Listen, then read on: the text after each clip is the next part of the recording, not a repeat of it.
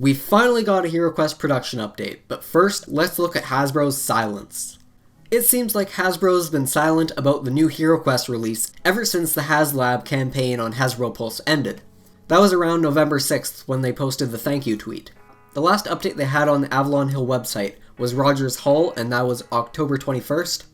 One that they should have been doing, but they haven't yet, is this Painting the Dungeon by Brian Wilk.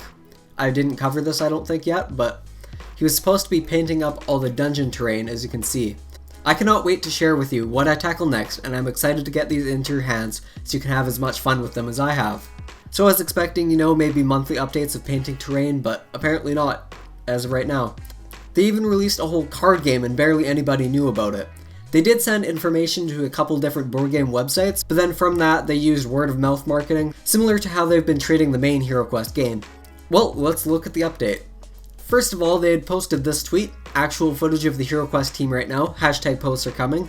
Dreadspell Sleep is what this is. So this is going to be the new art for the sleep spell that was in the Chaos deck on the old set. Here's our first look from a tweet. Our Heroquest 3-2-1 dice samples are in. The 3-2-1 refers to sides of the dice, 3 skulls, 2 shields, 1 evil shield. And if we click on this image real quick, what you're going to see is that these dice are very nice. Looks like they have some carvings in them, you can tell by this line here.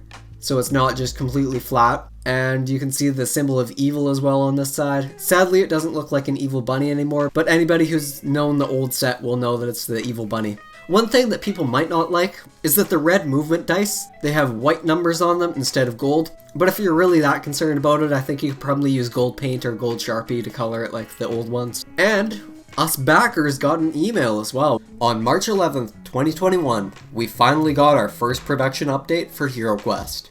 Whether you were a fan of this beloved tabletop game while growing up in the 90s, or you simply love tabletop games, your support of this HasLab campaign brought Heroquest back to life. As a backer of the Mythic tier, you'll be receiving the base game, 71 highly detailed character and furniture miniatures, 4 bonus hero miniatures, and 1 exclusive miniature, only available during the HasLab campaign, 2 expansions, 2 more exclusive figures, and all available unlocks. So with that emphasis on all, it's got me thinking about, are we actually going to get the dragon? And other people have thought about that too.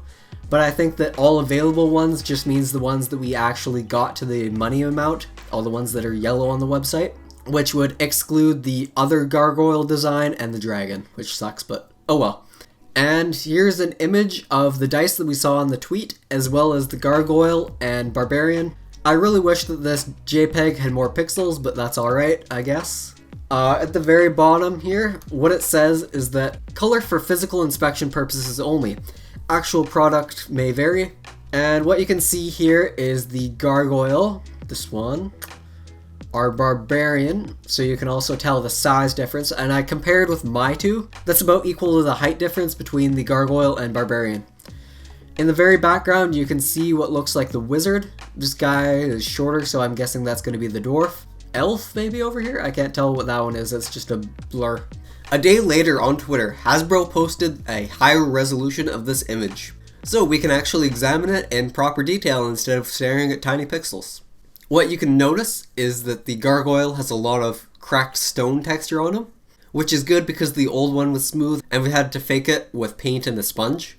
And you can see on the barbarian here, there's quite a bit of texture. He has some muscles defined, as well as the sword's looking nice. That's really all that we have for updates right now. I know people were getting kind of upset or impatient because it'd been 3 or 4 months since we'd seen an update. But at least they are giving us updates and they didn't just run with our money. If this had been a small Kickstarter, they possibly would have.